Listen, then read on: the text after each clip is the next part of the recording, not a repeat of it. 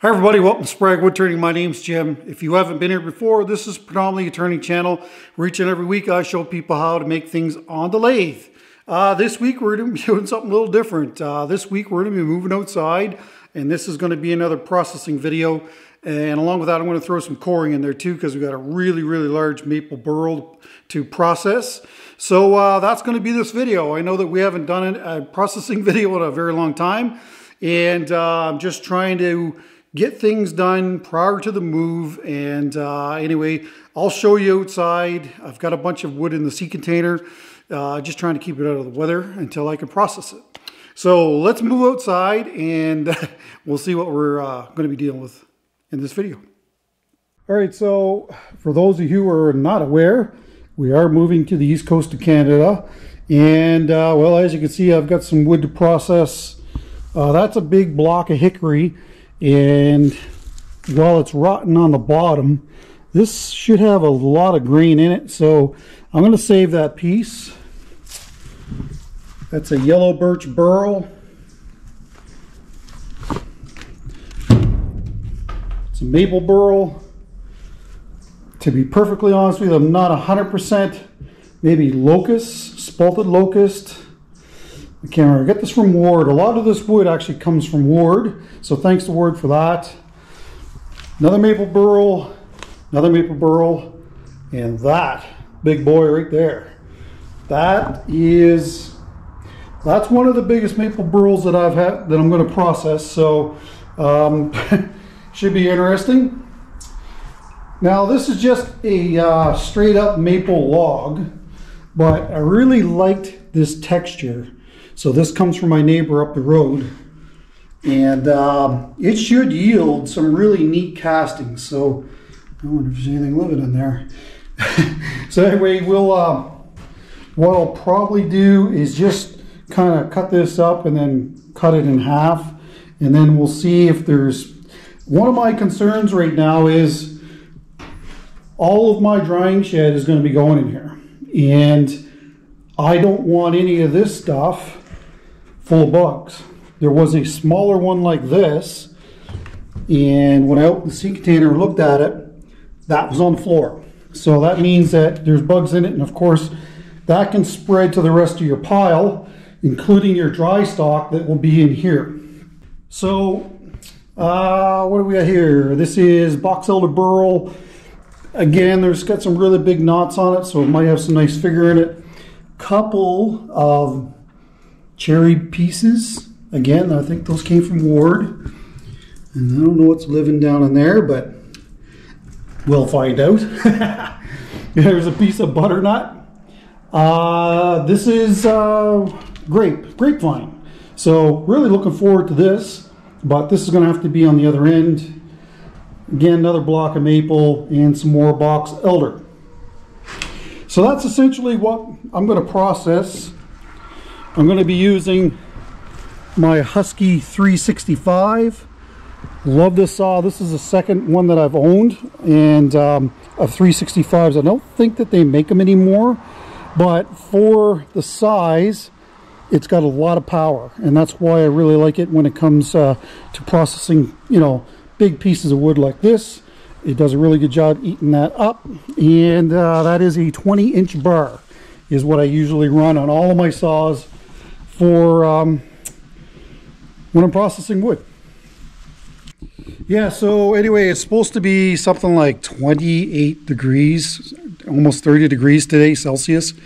So it's probably not going to be a whole lot of fun and probably a lot of sweating. So be prepared to see some sweating. All right, well, I'm going to get my chainsaw pants on, my chaps, if you will, and my hearing protection. And of course, I wear glasses. So other than that, pitter patter, let's get at her.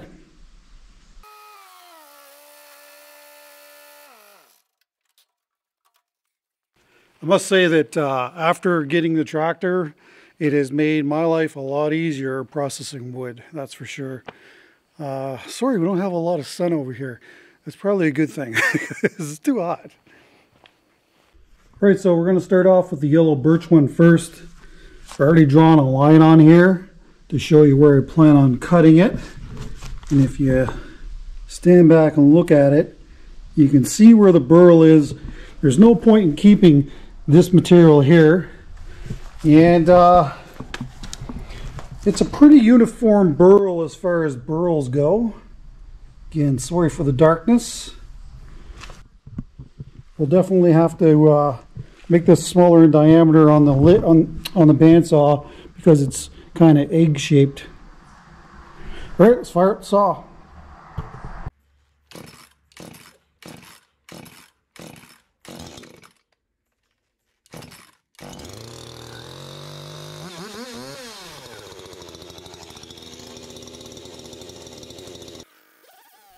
So years ago, my father-in-law introduced me to Husqvarna, and I haven't really bought any other chainsaw other than that since. Love this saw and highly do recommend it.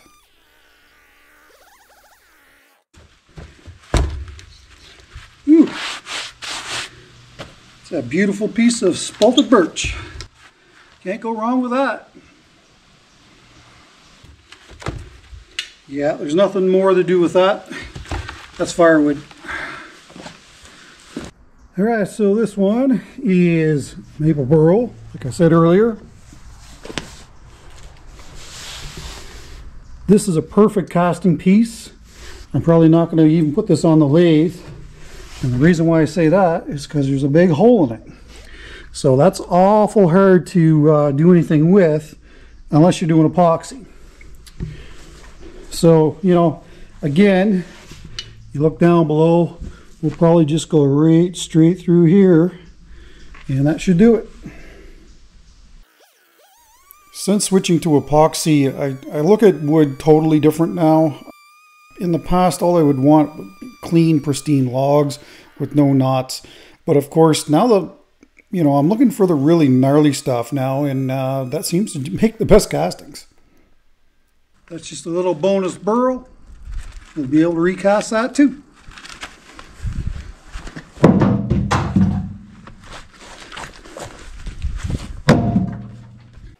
So I like to keep pieces like this around. Ideally, this would be about twice the thickness as this. And the reason for that is pieces that are really heavy, like that piece of hickory, well, I'll just put this down on the ground, put it on top of this, and then when you cut down on it, your saw isn't going into the ground, because you definitely don't want that. I found a longer one. This should be better.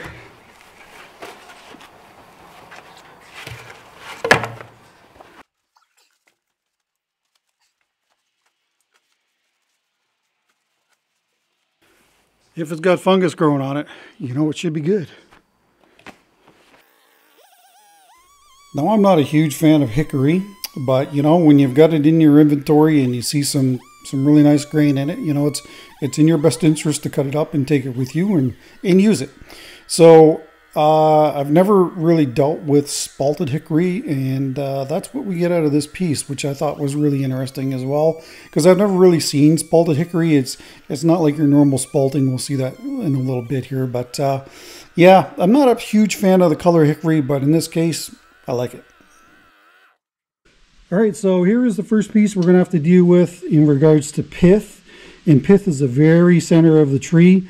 We don't want any of this in our dry bowl stock, because if you leave the pith in your work, there's a very good chance that it's going to split, just like it did here on the pith.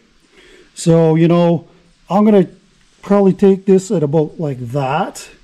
On the other side, so you can see there's cracks right here. So something like that. So I'll probably just square the blank up with the saw as I'm looking at it and just take it on this angle like this. For the non-turners in the crowd, the pith is the very center of the tree. Some people call it the heart of the tree. Okay, so this is that other piece of hickory, the other side of it.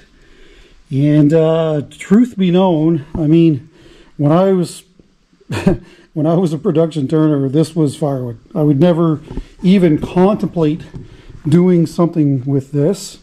But, you know, now you can see this ripply grain. And we've got a big void area that can be filled with resin. Well, you know, that kind of changes my outlook on a lot of pieces like this.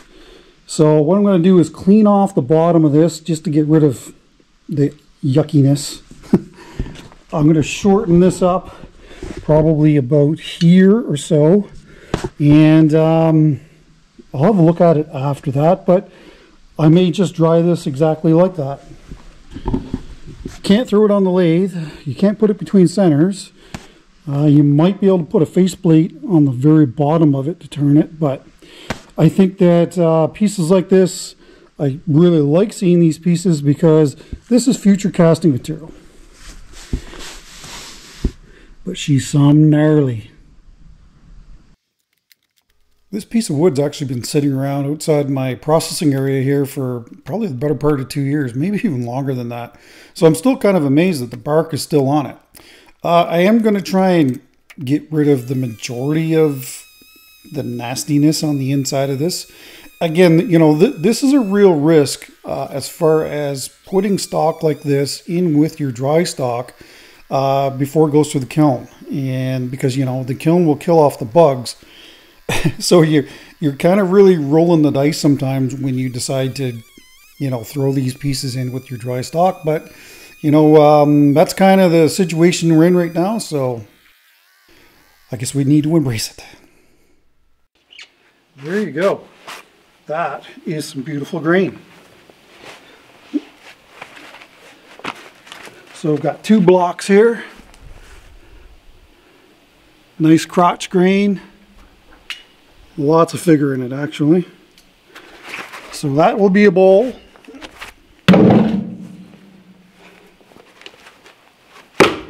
Oop. Where did that break off?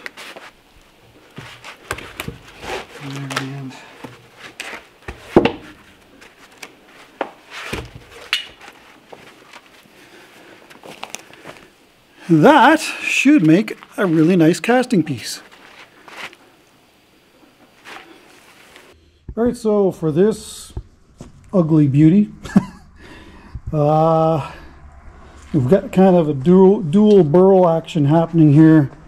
So I think what I'll do is I'll take it here, and there's actually a fair bit of ugly looking burl kind of around the rest of this, and I'll cut that probably in this orientation like this. So we should be able to get 2 casting pieces out of this. Maybe even turn this one around into this one when we cast it. Now, these small little pieces are a little hard, you know, they're hard to do. So what I think what I'm going to do is actually just cut this on the bandsaw inside the workshop. It'll probably be safer and easier. I don't know what this stuff is though.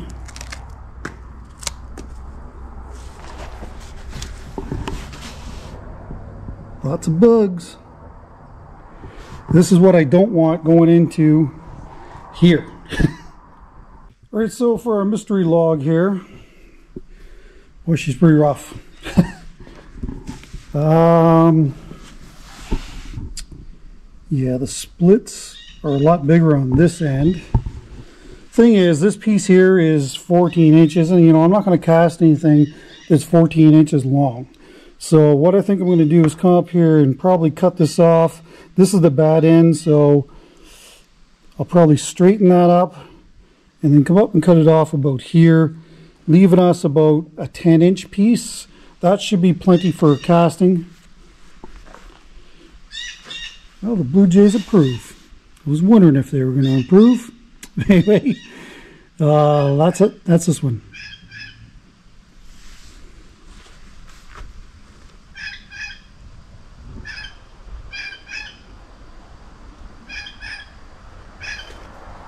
Where are you? There it is. Man, they got a hideous call, don't they? So this is also another thing that has really changed as far as processing wood for me. I don't see the point in leaving something that's going to be, you know, 16 inches long when you're going to end up casting it at 10 inches. It will dry faster if it's cut shorter. Boys, it sure is a pretty piece of wood. It's too bad it splits so badly. Regardless, you know, picture a big, deep hole form. Oh yeah, very, very nice. Might even be able to do something with this piece as well.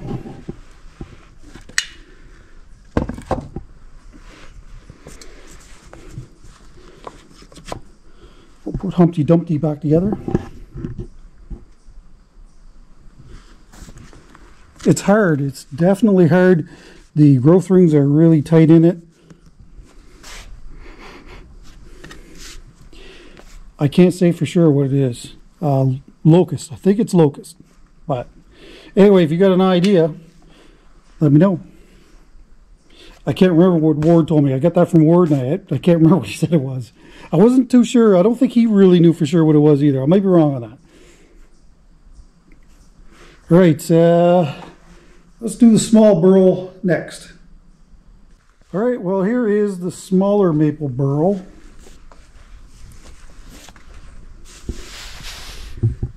Nothing huge, that's for sure. Probably cut it right down here. I think that's probably the direction I'm going to go with this. This other side is cracked too bad. That's firewood. But you can see the burl kind of stops short up here, so yeah, I don't know. Something like this. One of the unforgiving things about this occupation is that, you know, you only get a chance to do this one time. So you take your time, walk around the log, have a good look at it before you make your cuts. And there's a little fantastic maple burl cap. Awesome.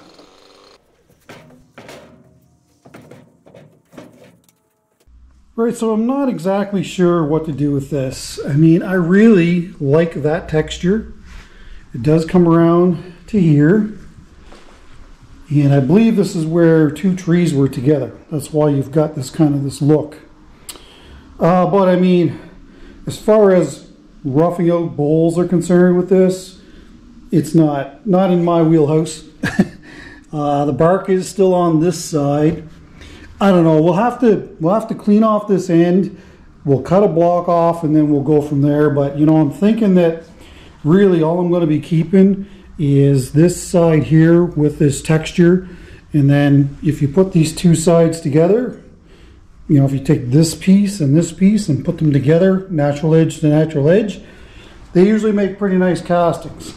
But anyway, we'll cut this piece off and then we'll go from there, because I'm just really unsure what I should do with this.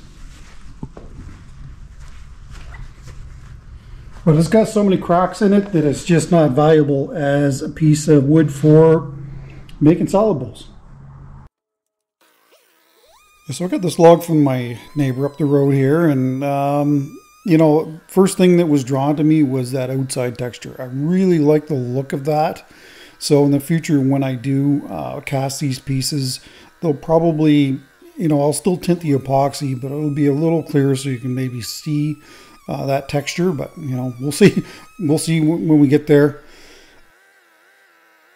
But yeah, when it comes to making traditional bowls out of stock like this, I mean, you can tell by the condition of the log. I mean, there's a great big hole in it, and you know, your wood turnings are going to be just full of cracks after they dry. So you know, I think I do get a couple of nice blocks out of this, or one maybe. Other than that, the rest of it is casting material.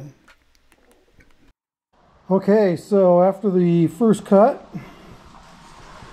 well, it's a lot worse than I thought. She's a deep dark cave is what's going on there. Oh man, I don't know. I think this piece might be just not worth it. I'm concerned about bugs. These here are bug holes. There is also ring shake. Right here, the rings are delaminating. So, you know, that piece of wood right there is 100% firewood. And I'm thinking that this one's going to be as well. It's just, I don't know, I can work with rotten pieces, And if I was in New Brunswick, I would probably take this with me. But since I have to ship it, it's actually quite heavy. Unfortunately, I think it's going to be firewood. Might be able to do something further up this log once we get past this rotten area here. But, and the condition may improve further up the log as well. So against my better judgment, I do decide to take that piece. Just everybody's curious. You know, man, I'm getting really close to my weight limit in this sea container. I was only allowed to put 8,000 pounds in the sea container so they can pick it. So at the time of this filming, I think we're sitting at 72, and I still got a little bit of stuff to go in there. But anyway, I just couldn't leave it behind. Lots of rot on this end. We do have some solid wood here on this side, but you still have these cracks.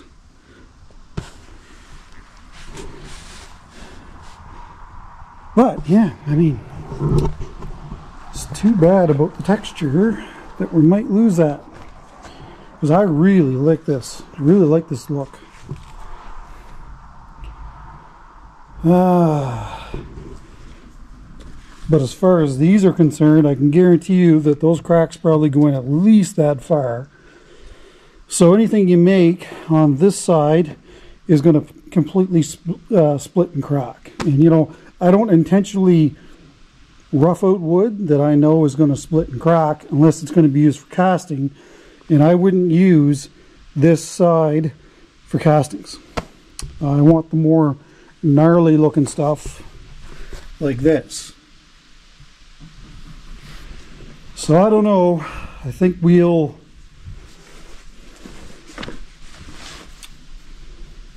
take a split right down the center of it, and we'll see what we're looking at on the inside.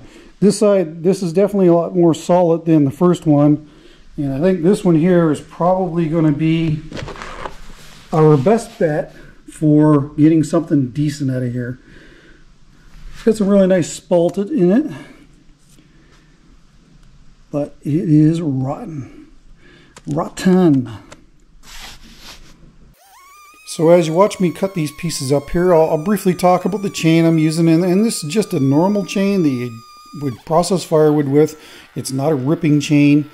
But you know, when it comes to processing logs like this, I mean, you do a lot of ripping with it. And what I mean by ripping, I mean the piece of wood is being cut with the grain, not cross cut.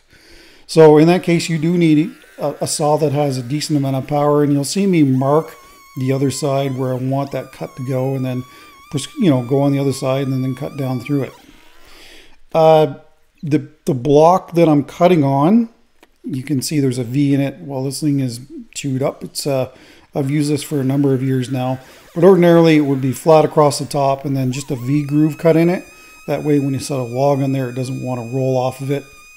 And along with that, you might see some steel eyelets. Those were used for oval board production in the past. Alright, so anyway, salvaged 4 pieces out of this. That there might make a decent bowl blank, I don't know. It's not too bad. It's got some nice spalting in the end of it. So that's one. Same thing with this one. Except for these cracks. That's the only thing that's kind of not good. This isn't balanced. I probably should have cut this off here. But, I don't know. We might be able to get something out of that. Definitely a casting piece, even though it's very rotten. And the same with this one. I'm not 100% sure if I'm going to keep this or not. It doesn't look too bad here, but it definitely is. Let me flip this over. So yeah, that's the other side. So I don't know. I'm really worried about how many bugs are inside of this. And are they going to infect my wood stash? Nobody wants that. And you can see all kinds of bug holes through this piece too. Anyway, I'll throw it in the bucket and we'll make a decision on that tomorrow. All right, so this is that box elder piece. As you can see, somebody started cutting it and stopped. So I'm going to come in here at least another inch and cut that off because of all the cracks in the end grain right here. I don't know if there's anchor seal on that or not. Chipmunks fighting with each other. Okay, we've got 1, 2, 3. Looks like that's a grow over. And I don't know if there's more on the bottom side or not. So I think what I'm going to do in order to get our crotch grain is I'm going to go right straight through there, and hopefully we'll get some nice crotch grain on the inside of this. So if you don't have any anchor seal on hand, one thing that you can use is latex paint. I think that's what Ward's put on this piece here. And you know, a lot of times if you're anything like us, we've got tons of latex paint kicking around that's old. So instead of throwing it out, paint the ends of your logs. Probably the big thing is make sure that they're fresh cut when you do it.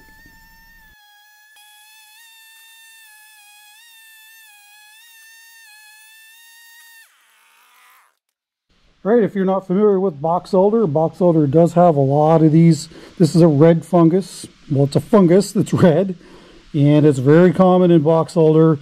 It's harmless. It just, this fungus gets basically sent to areas in the tree that are under stress, and since this is a crotch, then of course you're going to have lots of stress in it. So that's actually a pretty nice piece, and so is this one. Can't complain about that. A little patch of blue staining in it. That's pretty funny. I guess maybe you could call that spalting. Right, let's tackle some of the smaller stuff. I'm not going to do anything with this. I'll probably just leave this as it is. But I think what we'll do with this is split it right down the center, just like the rest of them. I do have another option to get this wood down east. I do have a 16-foot trailer that's going to be going with us, so of course I could throw all that in the trailer. Ran out of gas here if you're wondering what happened there. And but I'm curious if there's any exterminators that are listening, if there's a product that you can use on this stuff, like some sort of a, I don't know, a aerosol can bomb type thing that you can put in the seed container, close the doors. Of course, it would have to be harmless to humans, but there's got to be something on the market. All right, so this one on the bottom, no cracks at all. Really like that. There is a big knot there. There, I should say branch. There. And this was one. But I can tell right here that this grain is not going to be good right down in here. So I think that I'm going to cut this just the way that it's sitting. This is the largest branch that grew out of this. This looks like a crown possibly to me, with all these kind of branches off of it. So that's what I would assume this is. That one's pretty large too. I don't know, maybe. See, that one there and this one here might line up. So let me rotate this and I'll have one more look before I make a final decision.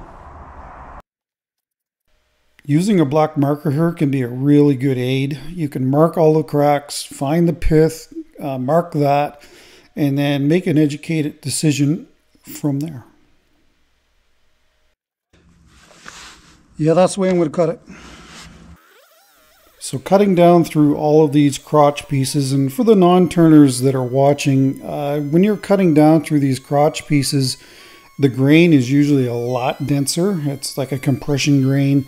So, you know, it does take a little bit to get through it. And you can see that this saw is actually struggling to get through this. So, you know, if you take a 35cc saw and try and do this, like, well, I guess you'll do it eventually, but it's going to take a while. All right, I stand corrected. This is actually white ash. It's really nice crotch figure here and here. I think we'll probably get more little deeper in here, and this is what I was talking about. This crotch area here isn't exactly the best. So I mean, when this gets rounded, there'll be a little bit of that. Hopefully it stays in place. But that's a good size solid bowl blank, and that one's even bigger. And by the way, ash is pretty heavy. So anyway, that's what we got done today. Started a little later than I wanted to. Started in the afternoon, but anyway, regardless, that there's a pretty decent haul of wood, a lot of great casting materials. All right, that's going to do it for today. The tractor bucket is full, but I really want to make best use of the tractor. So instead of cutting up more of this stuff, we'll round the stuff that's in the bucket tomorrow, and then the bucket will be free, and then I can come out and finish off the rest of the stuff here in the sea container. It's just easier on my back. I don't have a good back, and probably don't even realize it, but I got a fake hip too. My right hip has been replaced, so it makes it challenging sometimes. That's for sure.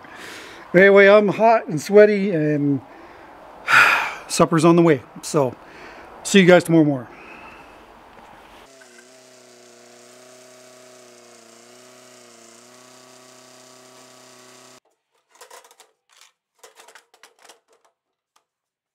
Okay, welcome to day 2. Got my circle cutting jig in, and I've also got a support underneath of there so that I can roll this back and forth, and it's still going to be supported underneath. I guess I need to move that out a little further. Yeah, I think the valve body for the controls for the bucket is starting to not be the best, so you might hear the bucket every now and going creak, creak as it's going down. Anyway, I may have to start it up and tilt the bucket back. But yeah, starting a lot later than I wanted to. I had a bunch of editing to do, so such as it is. All right, first time I showed this, my card filled up, so I'll show it again. So you see me use these templates all the time, and of course those just go and fit onto the rig if you want to set it for this size. Alternatively, what you can do is stick this on here, find your center, and then put this on the rig and just bring it up next to the blade, and you're off to the you know, the races. But I like to center things, have a good look at things. Like this one, I can tell is short on this side on the top, so I'll bring it down this way. This drill bit matches the pin that's on the rig.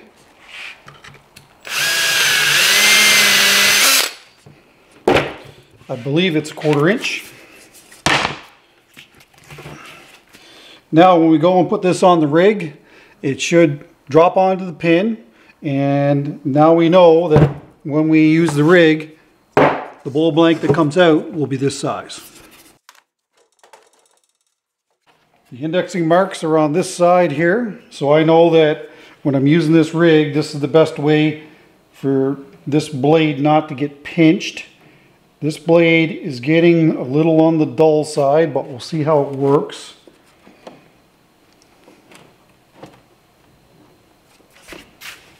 Bring it back. Drop this onto the pin, which can be the hardest part. There we go. Now I'll just turn the bandsaw on, slide the rig in, and then once my index marks line up on the arm of the bandsaw here, then we'll be good.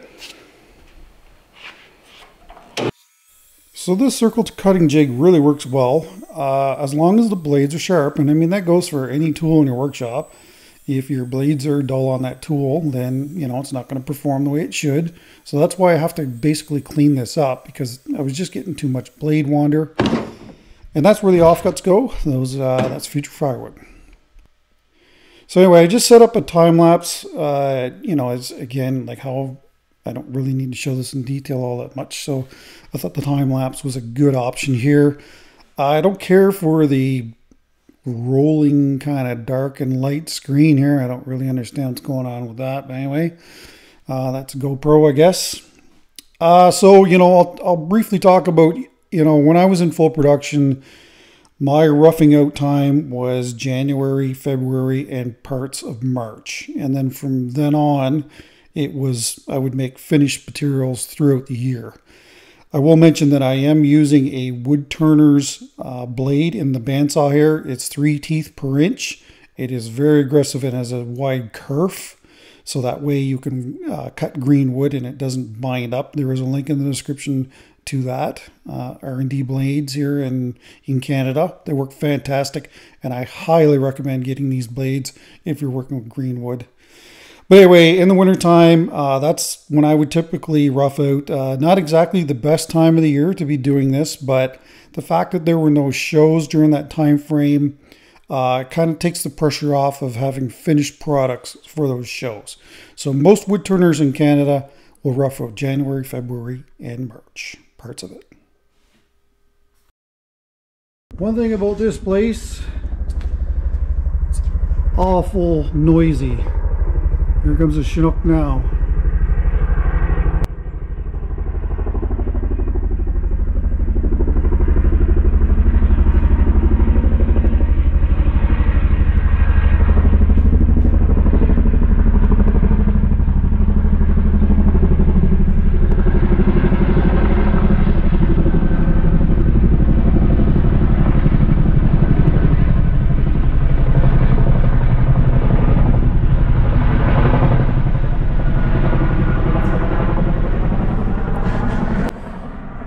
Anyway, this is going to be going to the offcut bin for firewood, and of course the rest is compost. Right, that's going to do it for today. You know, this late start really kind of ruined things. I will say that I've got a tarp out there in the driveway drying out, so that is going to go over top of these pieces. That way they don't dry out, and before we can get them on the lathe. Here are the other pieces here. Lots of great casting pieces. Couple of maple burls. That's a maple burl. Mystery wood. That's that piece of hickory that I plan on stripping the bark off of. I'm going to assume that there's probably bugs in that. And of course all these other maple pieces. All these are actually maple. Yep, every one of them. That high winged one, can you imagine that being a bowl the other way and then filled in on the other side with resin? And that's going to be a really cool piece too. That as well. So anyway, that's going to do it for today. Really wish I had gotten out here earlier, but that's just the way it is. We've probably got another day of cutting and rounding on the bandsaw, and then we'll be on the lathe. So anyway, that's the end of the day. See you tomorrow.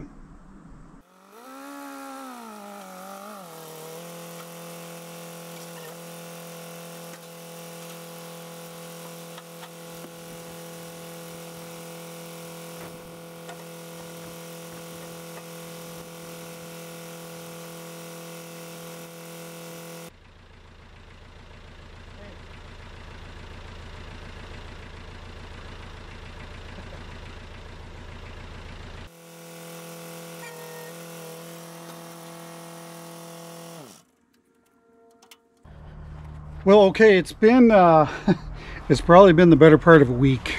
I had some help to load the sea can, so I had to take that. So I did shoot a video on that. That'll probably be when we're moving.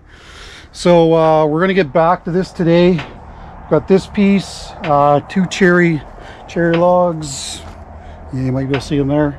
And I've got a piece of butternut. So we're going to continue processing these today. I did not process the other stuff, so I haven't even looked under the tarp to make sure that everything's okay, but I guess we'll have to see.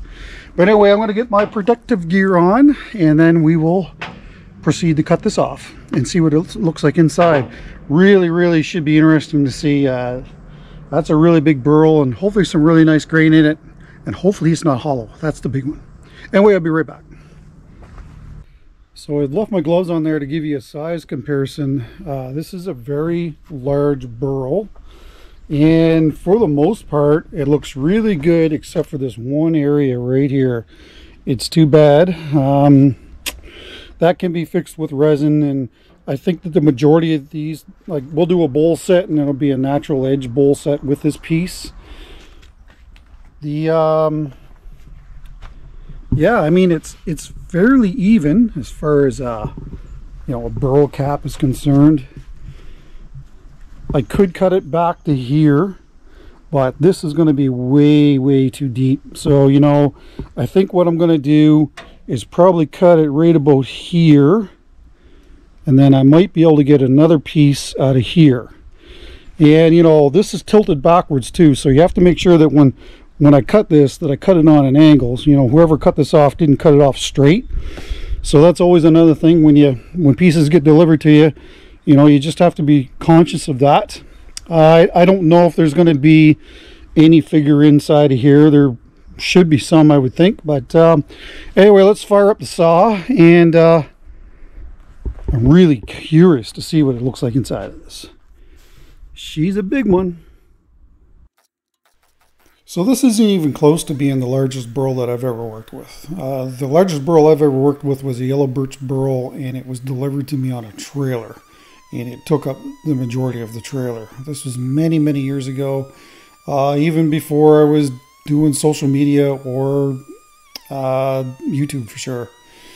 So one consideration with this, so when you've got something that's as deep as this is going to be, and you know, these are going to be bowls, you know, you can't really, well, you can make a 12-inch deep bowl, but first of all, you have to have the tooling to do so.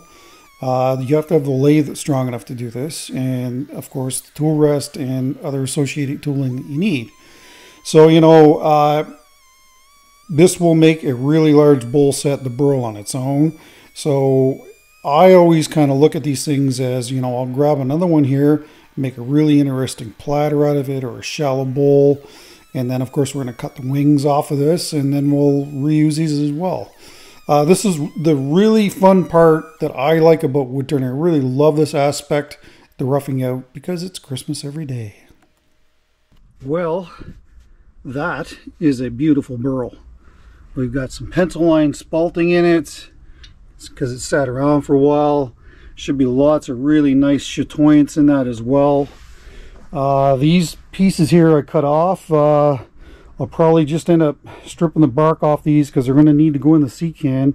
I do want to keep them. They'll make great casting pieces. There's not a ton of burl on them, but you know, some burl is better than no burl. This is the other piece. I'm not going to keep this. Ordinarily I might. There is some color in it, but you know, you've got the pith in it, so we definitely don't want that.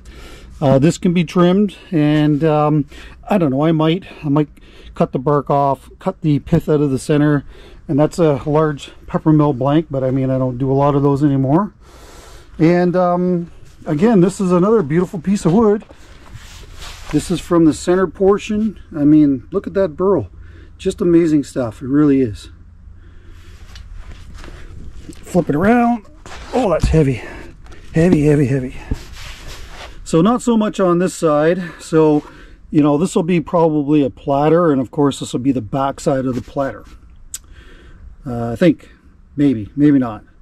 Maybe we'll whittle away the front. This will be the front, and then we'll have all the burl and yeah, that's what we'll do with that. But anyway, that's one. We still got these cherry pieces to do, and maybe we'll find out what's living inside of there. Maybe we don't want to know what's living inside of there. And I still got this piece of butternut to do as well.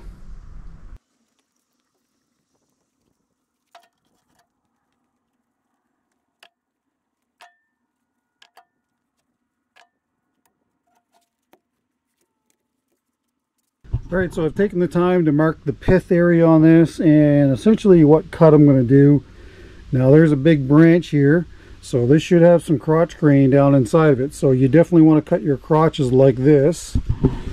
There's a knot grow over there. And unfortunately on this end, there's a split like this. But if I orientate it with this crack, then we're going to lose a fair bit of figure from this big branch that goes down inside of here. So, you know, I'm just going to cut this down through the center. You could cut here and here and take that center area right out. But, you know, by doing that, you're going to lose a lot of mass off the bowl. So I'm hoping that deeper in here, this kind of goes away. But anyway, we'll see once we get it on the lathe and on the bandsaw and start rounding it. So the great thing about doing epoxy is, you know, you can almost disregard the pith because you can fill that in with epoxy. So keep that in mind when you're cutting your pieces. Personally, if I can remove it, I will. Alright, so, I mean, we got some nice crotch grain here. I think that was the right decision to cut it that way. Unfortunately, we got some pretty deep cracks that go along here. And, you know, again, I'll probably have to lose an inch off of that in order to get rid of those cracks. Hopefully that's all it takes. This one here is a lot cleaner. Again, beautiful crotch grain. No cracks. No, it's pretty clean. So that'll make a really nice bowl blank of some sort, whatever it's going to be.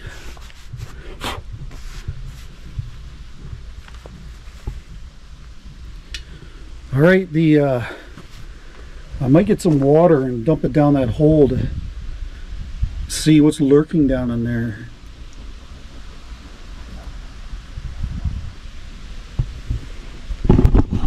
Creepy crawlies. Don't like. All right, let's see if we can encourage whatever's in here to come out.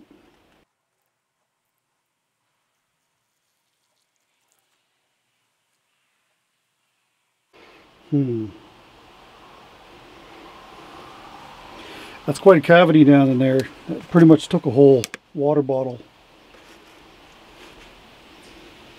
Maybe whatever's in there is left, but that looked pretty clean. And well, we've been making a lot of dust in the workshop, so I think whatever it is, it's still in there. Or it's gone out the bottom. I just have these visions of looking down in here and then it's going to go blah! Alright, well, anyway. That's enough fun. Back to work.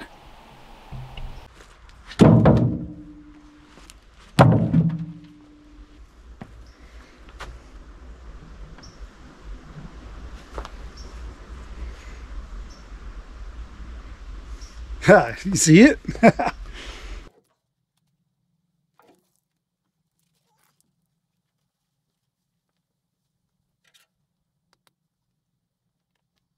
It's still on here.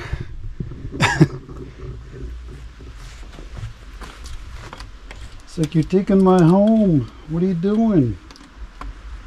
That's right. It's time to be evicted. You know, look, I know that spiders are beneficial creatures, but I just don't want them crawling all over me. And it won't get off the log. It's probably on the bottom again. All right, so now this is a real oddball one. This looks like it was maybe up in the crown of the tree, you know, very top of the tree where all the branches are coming out. If you're cutting logs for figure and you're looking for crotch grain, if you look at the way these are growing, so they're at the bottom of this log here, and the grain is going to be running in this direction. So from here up, there's not going to be anything. That one is a knot grover, I'm not sure. This one, you won't get any grain. Keep in mind that you're going to round these, so if you do that, then pretty much all the crotch grain is going to be gone out of it. And the other thing with this log is it's got a really big split through the pith. Yeah, so here's a better shot at it. This is a big long crack. This might even be longer than that. But these are anchor sealed, so it's a little hard to see stuff. But you know, there's where our spider hole is down there, and then we might get some crotch grain up there from that, but you know, whatever we get, we're probably going to lose. But pretty much forced to cut it straight down through here. I don't really see any other way of doing this, and getting, you know, at least one salvageable piece out of this. We'll process this, and I don't know, maybe well, let's cut it open and we'll go from there. There's no point in assuming anything until we can get it cut open.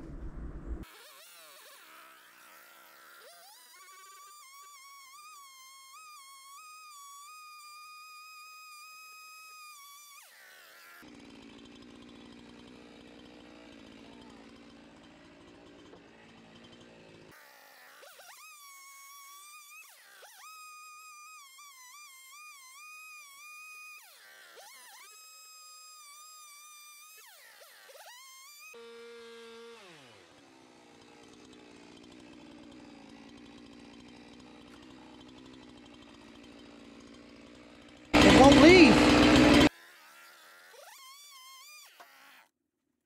You know, usually you can chase spiders away. That thing would not leave.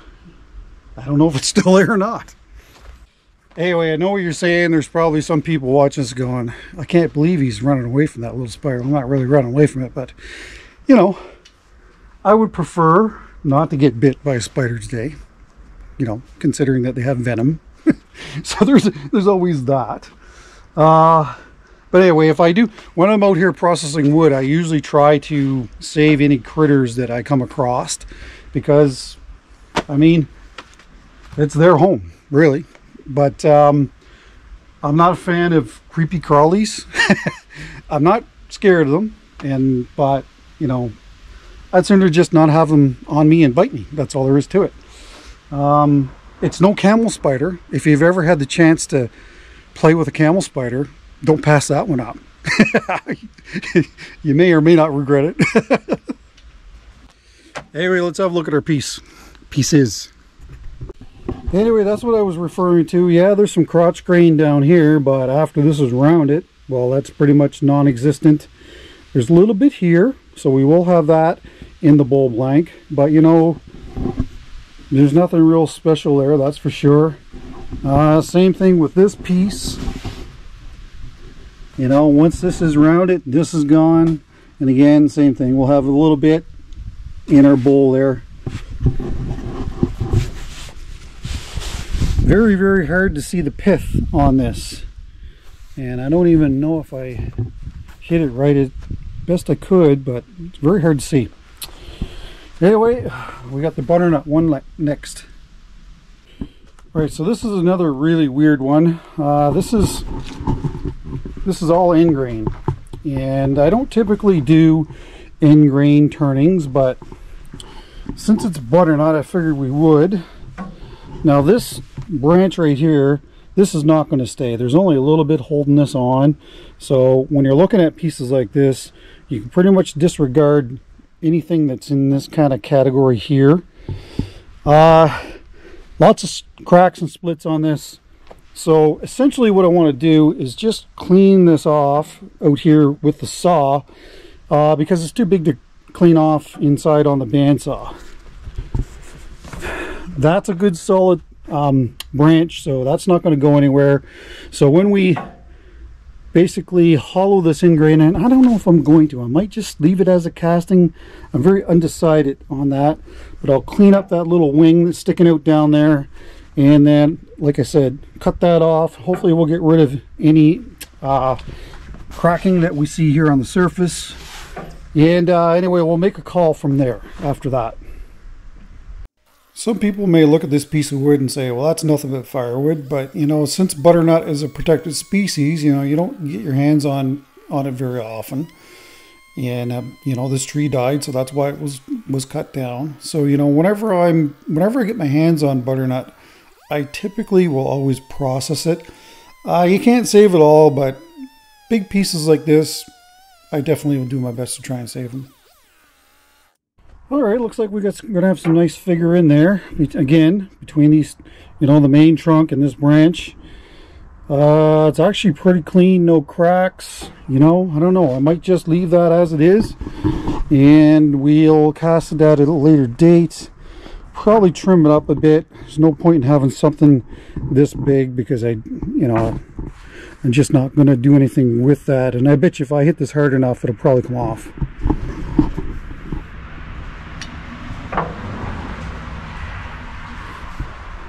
I think that's called a sow bug. Might be wrong.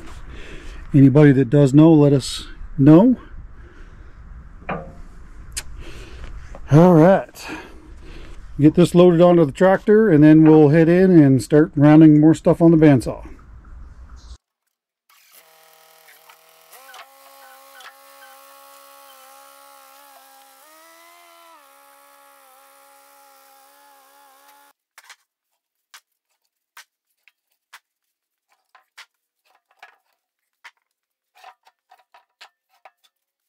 Well, anyway, you guys have seen me round this stuff on here, so what I'll probably do is just set up a time lapse for this stuff.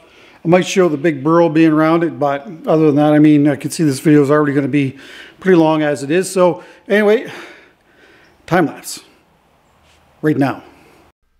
So as you watch me round these pieces, you know, I'll just briefly talk about chainsaw safety. I'm lucky that I had a chainsaw course when I was in the military. I would, if you're not familiar with a chainsaw, I would definitely look into taking a chainsaw course so that you can see the dangers that are involved with it. But, you know, again, I'm not going to harp on safety. Hey, you're your own person, you do you, but, you know, you really should have some sort of guidance when using a chainsaw if you've never used one before.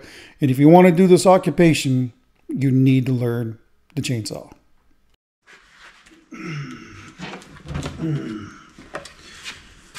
Yeah, that's got some weight to it. So when I put my template on here, 16. I think maybe we need to use a bigger one than that, 18. All right, so there's my 18 template. Yeah, that's pretty good. We're going to lose this, that's fine. Got some cracks up here we want to get rid of anyway.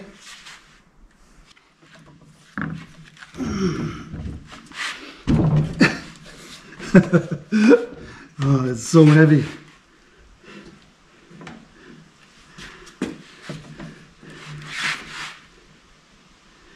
Yeah, I can't get over far enough.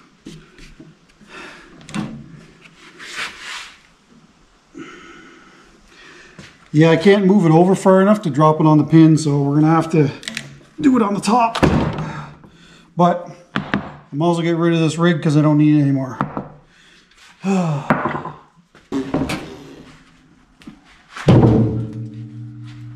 Whew.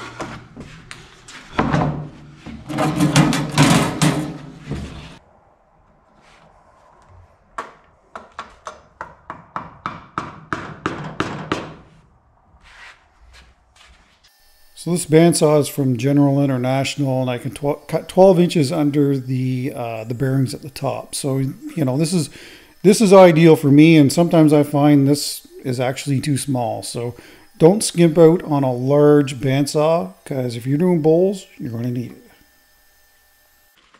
Oh, yeah. All right, so there you go. There's all of our pieces ready to go on the lathe.